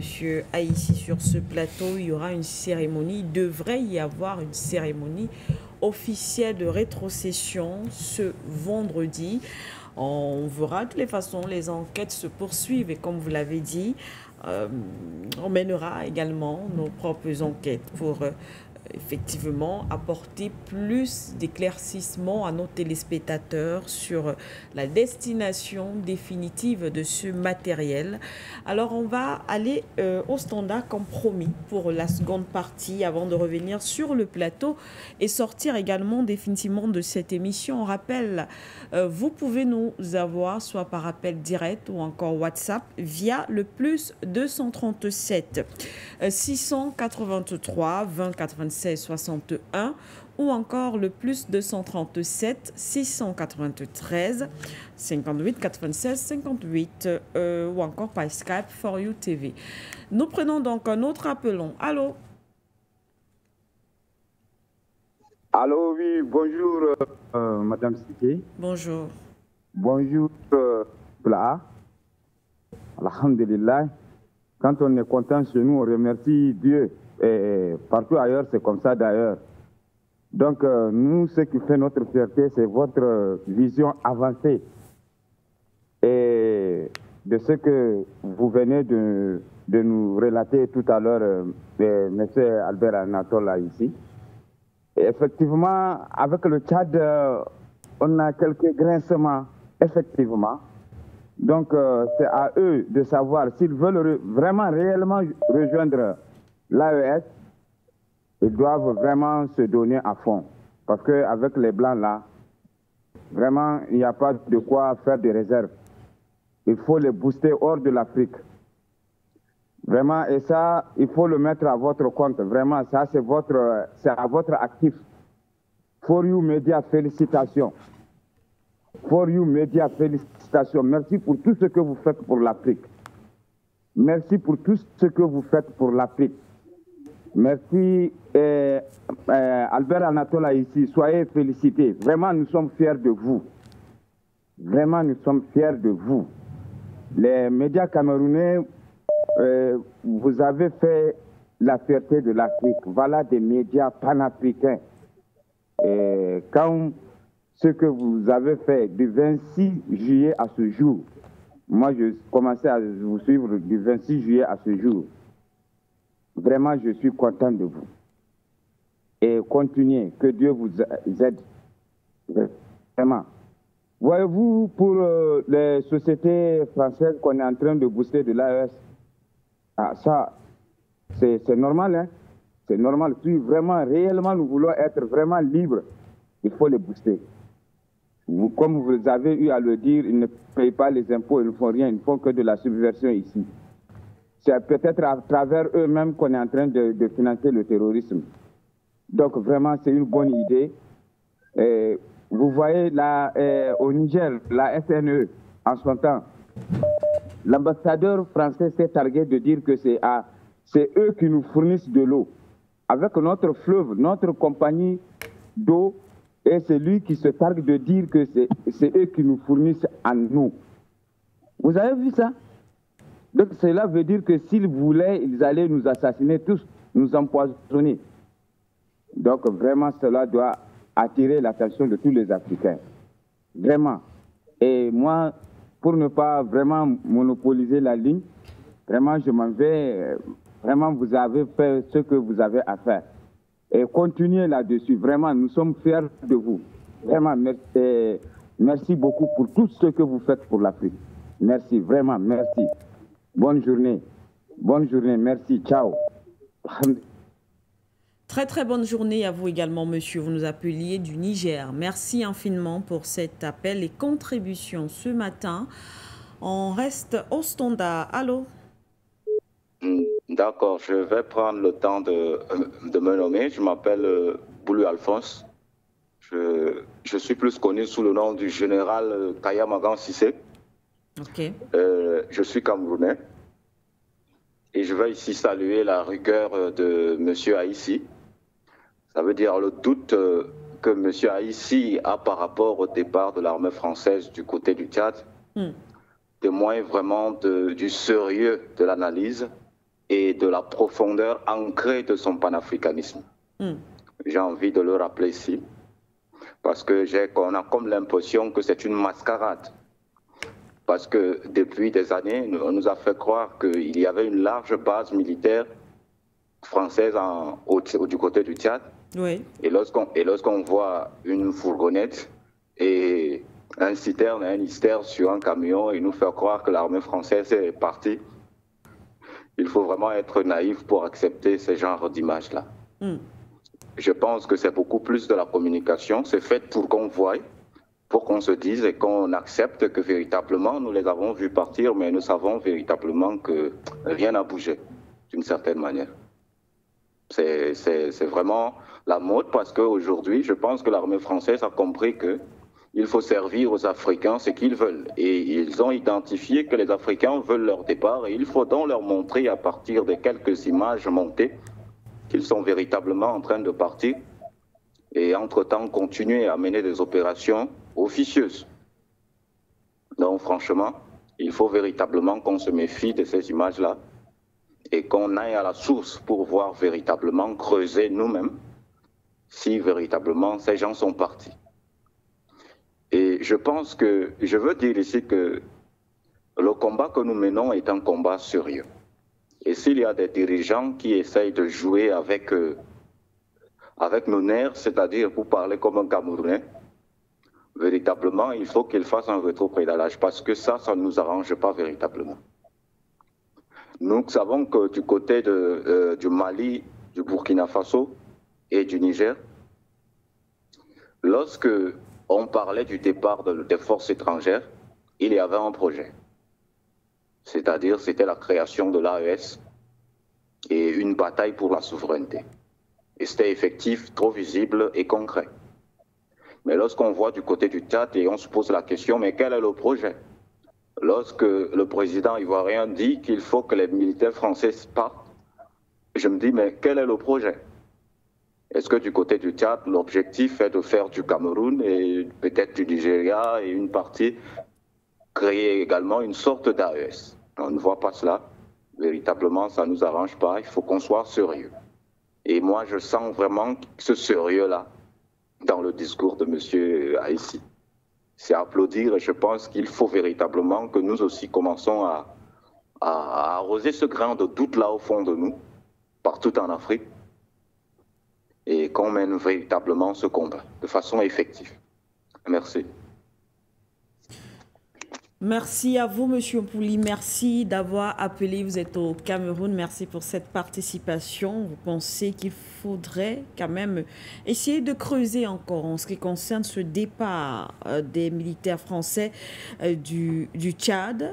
Finalement, ici, l'Afrique se faisait piéger. Donc, lorsqu'on vous écoute, vous l'avez d'ailleurs dit, puisqu'on sait de l'autre côté ce que veulent aujourd'hui les Africains, et si on leur donnait cela, et derrière, on sait effectivement que pratiquement rien ne change. Ça nous rappelle, Monsieur Haïssi, pour la petite parenthèse, je ne vais pas dire l'épisode, mais c'est ce qui est réel. On sait que dans ce combat ou l'univers panafricaniste, effectivement, on a d'ailleurs vu certains de nos confrères ou compatriotes qui sont de l'autre côté, qui sont appelés des panafricanistes, parce qu'on sait effectivement que c'est ce discours qu'aujourd'hui les Africains veulent. Bien évidemment, oui. Nous sommes infiltrés, ça vous le savez. Oui, vous le dites d'ailleurs pour tous les nous sommes infiltrés, oui. Et c'est une réalité. Vous avez désormais les néo-panafricanistes, c'est comment ils se font appeler. Je vais être un peu plus sérieux. Il vous souvient de ce que certains ont appelé révolution au Gabon. Oui. Lors du fameux coup d'État, oui. entre guillemets, au Gabon. Je crois que nous avons été peu nombreux à émettre des doutes sur cette révolution. Aujourd'hui, je pense que les événements nous donnent modestement, avec humilité, raison. C'est-à-dire que nous avons émis des réserves parce que c'était quand même trop... C'était quand même trop visible pour un observateur averti. Comment un général sulfureux qui a travaillé avec le père et la mère pour faire un coup d'État, parce que, c'est-à-dire, il court-circuite, il met un thème à un processus électoral, oui. Où il est annoncé un vainqueur, notamment de l'opposition. Ce candidat, c'était, je crois que c'est Albert Ocha. Oui. Albert Ocha qui, justement, dans son programme politique, mettait en avant le départ des bases militaires françaises. Il y avait une certaine rupture. Voilà. Tout à fait. Mais justement, parce que ce discours portait, qu'est-ce que Paris a fait? Paris a anticipé. Parce que justement, le vainqueur, ce n'était pas celui qui a été présenté. Mais le vainqueur, c'était franchement celui-là qui portait un véritable programme de rupture. Alors, que de remettre le pouvoir à celui qui a véritablement gagné cette élection, ils ont interrompu le processus électoral. On voit donc qu'on continue avec la France-Afrique du côté du Gabon. Vous avez une base militaire française qui est à quelques centimètres du palais présidentiel. Plusieurs régulièrement, il y a des déjeuners qui sont organisés à l'Élysée au profit de monsieur le futur président, parce que certainement il sera candidat à la prochaine élection présidentielle qui se profile dans cette année. Donc, tout est mis en marche pour que justement la France-Afrique ses renforts soient préservés de ce côté. Donc, du côté de la Guinée-Conakry, c'est à peu près le même scénario.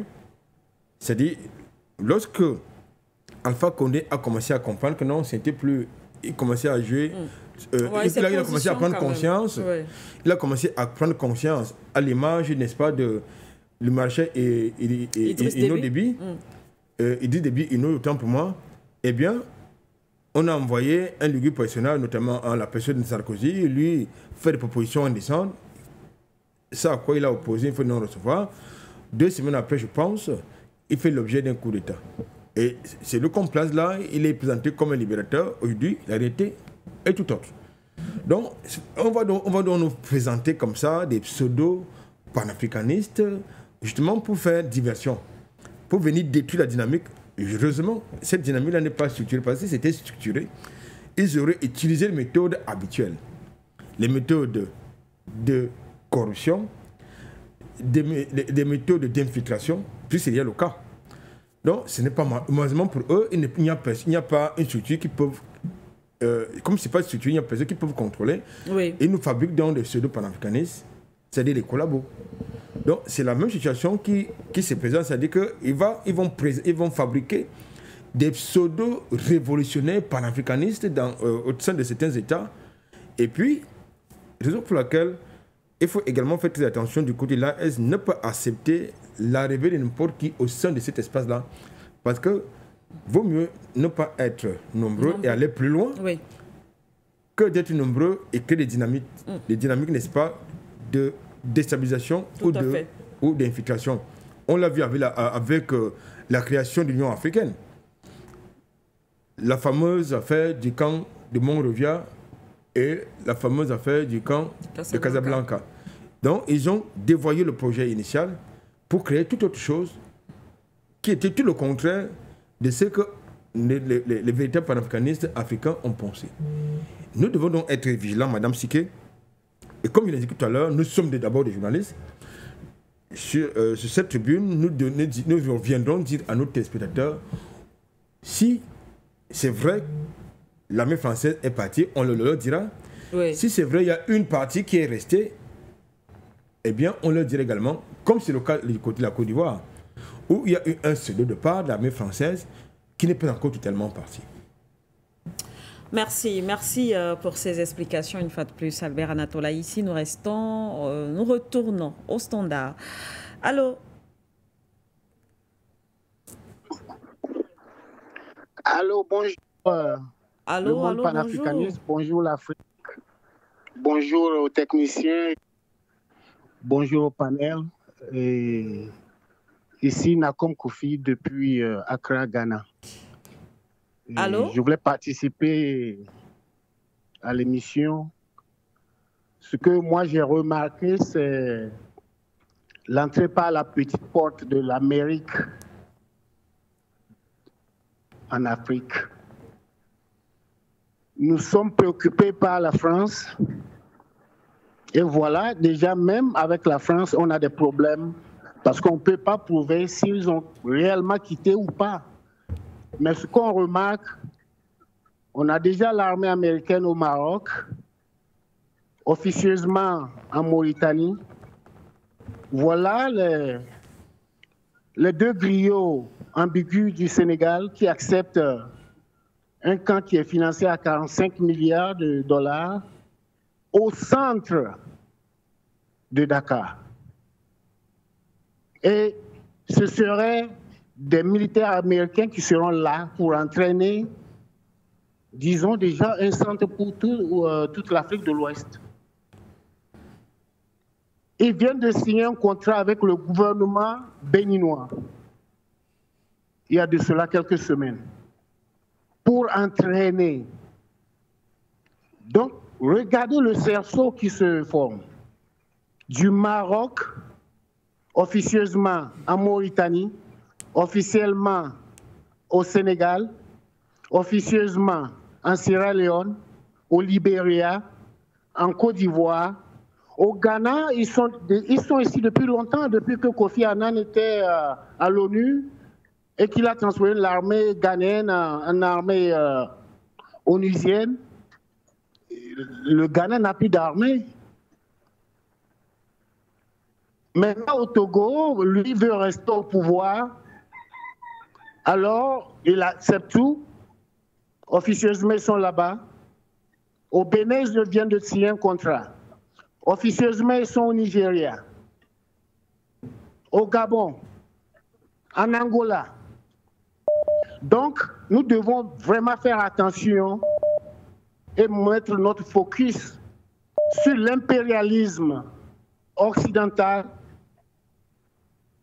en Afrique. Nous devons combattre tout le monde. Nous oublions aussi que nos pays sont remplis de banques islamiques, banques marocaines, banques des Émirats.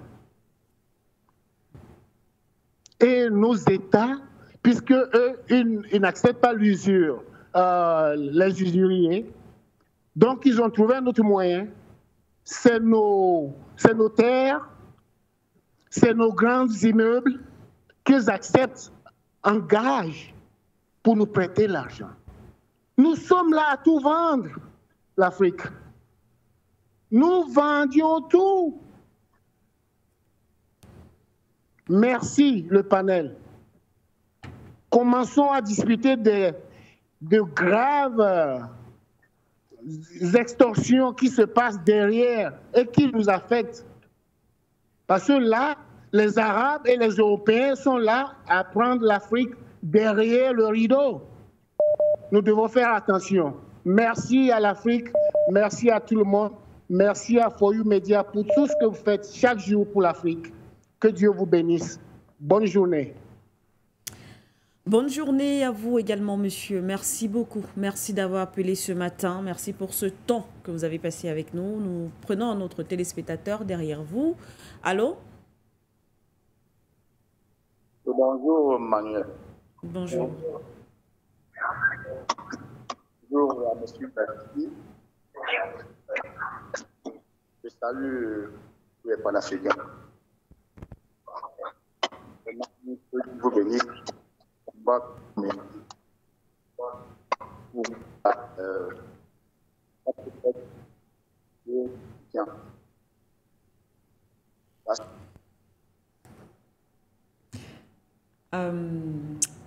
On ne pourra pas poursuivre avec vous, malheureusement, monsieur. La communication n'est pas très bonne avec vous.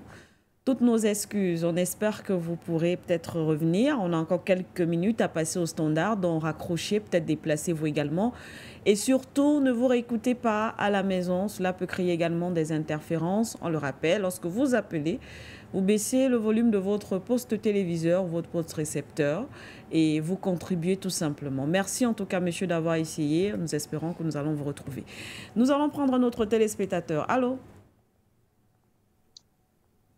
Bonjour Madame Sikaye, bonjour à votre équipe exceptionnelle et surtout à votre invité, unique invité de ce matin, c'est Shams de l'Angleterre. Je voudrais dire rapidement que vraiment c'est une grande étape du fait que l'AES vient de commencer à fournir les travel documents, les passeports biométriques. Et vous voyez, comme j'avais dit avant, tous les États qui étaient contre, ou bien les États impérialistes de l'Occident qui étaient contre, dans leurs médias ici, ils ne font que parler du déclin, de la chute, ou bien de la misère que les États de l'AES vont rencontrer. Mais tout à fait au contraire, tout ce qu'on voit maintenant du côté du Burkina, du Mali et du Niger, c'est la prospérité, et la souveraineté, et surtout aussi la cohésion. Le panafricanisme, quand bien même qu'il y avait des États qui ont menacé d'attaquer ou bien de... Et voilà pourquoi aussi, quand on dit qu'il y a des chefs d'État qui travaillent au solde des États impérialistes, voilà pourquoi. Parce qu'on a failli attaquer le Niger, le Mali et le Burkina. Ils n'ont jamais déclaré la guerre. Et si la CEDEAO sortait pour dire « Ah bon, nous, on valide votre sortie. » Mais je suis désolé, ces États-là l'ont validé depuis longtemps. C'est eux qui ont décidé de quitter votre organisation. Et c'est aussi un rappel à tous les chefs d'État et tous les panafricanistes de joindre une cause, même pas seulement l'AES, parce qu'on peut avoir une partie de l'Afrique centrale, une partie de l'Afrique orientale, de l'Afrique du Nord, qui vont se regrouper petit à petit. Et ces 4 blocs vont se regrouper pour former les Nations Unies de l'Afrique. Ceci étant dit, je vais parler rapidement du Congo aussi, parce que ce qui se passe, c'est accueillant. Je sais que ce n'est pas peut-être l'une des thématiques, c'est le Tchad, mais quand même, j'espère que la population va essayer de se mettre dans un grand boulot pour essayer de sauver Goma et la population entière du RDC. Mais concernant le Tchad, je suis vraiment content. C'est un grand atout parce que d'abord, vous voyez, la file, ça ne fait que continuer. Du Mali au Burkina, du Burkina au Niger et ensuite au Tchad. Peut-être ça serait vers... on ne fait que pousser l'armée impérialiste vers la mer. Et finalement, ils vont prendre leur bateau et rentrer chez eux. Alors, mes frères béninois et mes frères ivoiriens, mes frères et sœurs ivoiriens et béninois, c'est à vous de faire comme nous autres on l'a fait. Vive l'Afrique forte et unie. Merci beaucoup, madame. Continue le bon boulot. Je souhaite un bon week-end à vous et votre équipe spéciale. C'est Chams de l'Angleterre. Merci à vous, monsieur. Chance depuis l'Angleterre. Merci pour cet appel. On prend certainement le dernier avant de revenir également sortir de cette émission. Allô?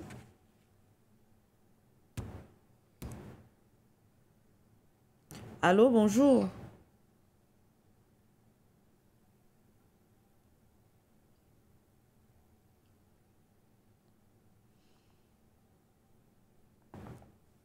Allô?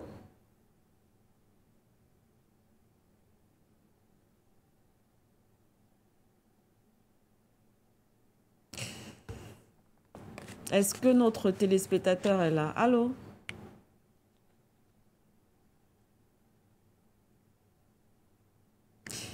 Alors, malheureusement, des soucis avec le téléspectateur, on ne parvient pas à vous écouter. Malheureusement, en tout cas, on n'a pas votre retour. Et puis, vu le temps, on va fermer le standard. On est obligé de fermer le standard. On espère en tout cas que... déjà, merci à tous ceux-là qui ont contribué et participé ce matin. Nous avons encore 2 minutes avant la fin de l'émission. Albert Anatola ici, donc pour sortir. C'est vrai que nous sortons de ce thème avec finalement un doute en ce qui concerne le départ de cette armée française sur le territoire tchadien.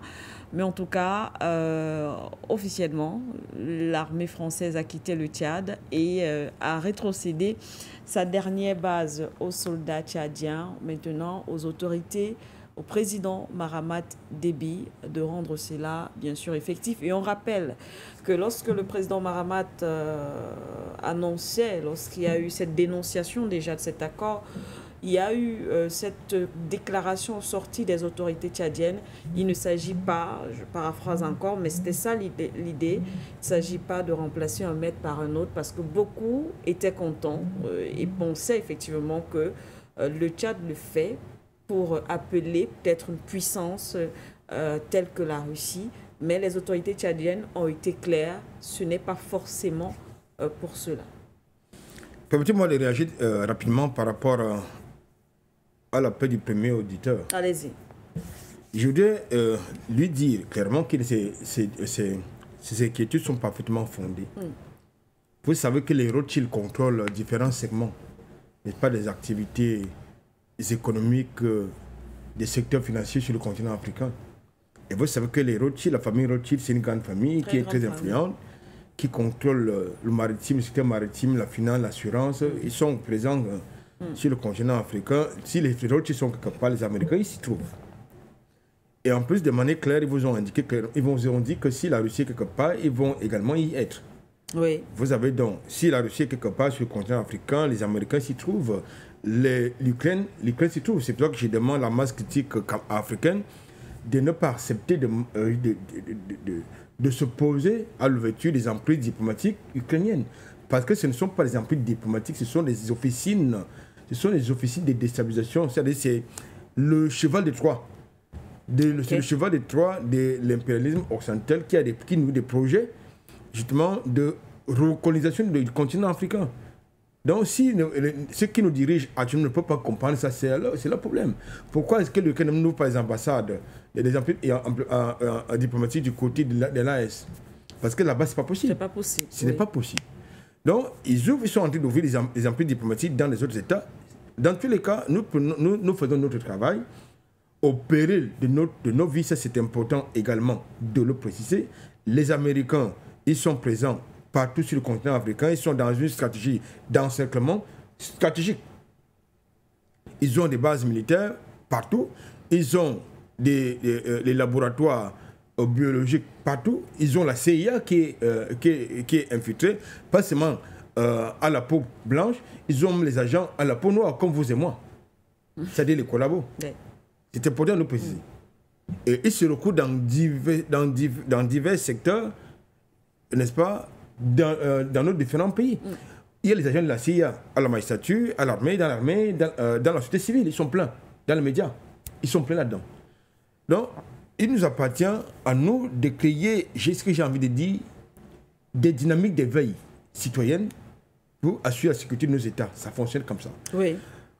Alors, maintenant pour conclure dans cette émission, Madame Siké, je pense que après 60 ans des indépendances, même si elles sont factices, on ne peut pas accepter la présence d'armées étrangères sur le sol africain. Oui. Nous devons pouvoir effectivement faire des choses normalement comme ça se passe du côté de l'AS. C'est-à-dire assurer notre autonomie en matière de défense et de sécurité. Vous n'irez pas chercher le voisin qui est votre problème et non la solution pour assurer votre sécurité. La sécurité. C'est contradictoire et paradoxal.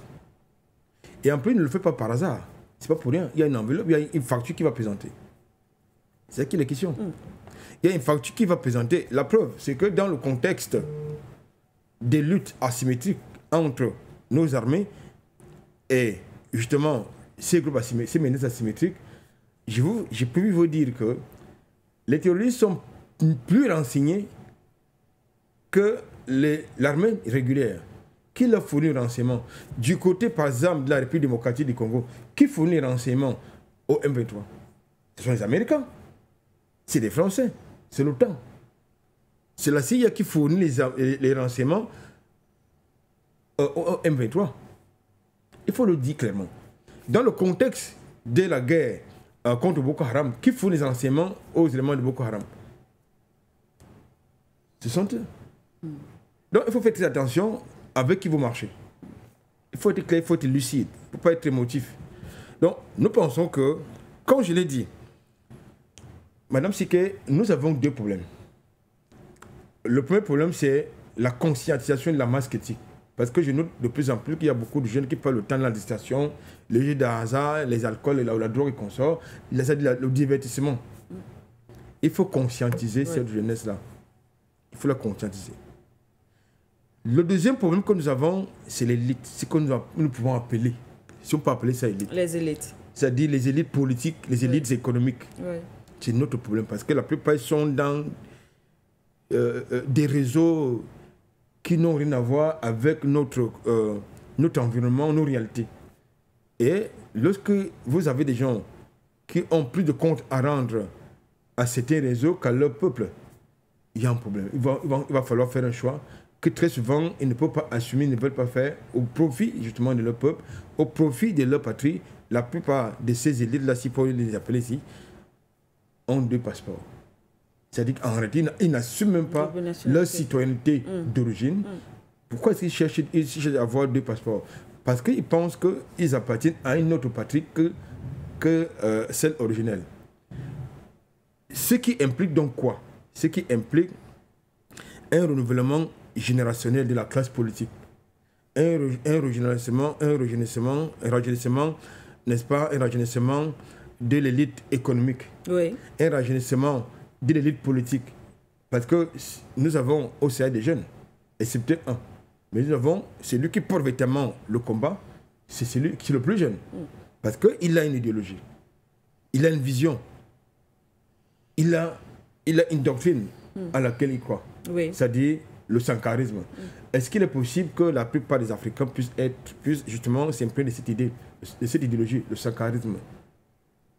C'est possible, mais sauf que il faut l'éducation politique. Et je pense que c'est ce que nous faisons chaque matin, cette éducation-là, en plus de l'information et de la conscientisation. Merci à vous, Albert Anatole, ici. Vous avez partagé ce plateau avec nous sur For You Matin, For You Media Africa. Merci également à nos téléspectateurs d'avoir été avec nous. Vous avez encore été nombreux ce matin au standard, mais aussi à tous ceux-là qui sont avec nous depuis à travers nos plateformes Facebook et YouTube. Vous êtes toujours là pour alimenter dans les commentaires les débats et bien sûr l'analyse et renchérir également les analyses sur le plateau. Merci infiniment à vous. Merci beaucoup. Eh bien, c'est la fin de For You Matin, chers téléspectateurs. D'ailleurs, c'était le dernier numéro de cette semaine. On se retrouve la semaine prochaine, mais d'ici là, portez-vous bien. Et vous savez d'ailleurs que les programmes sont en continu sur For You Media Africa.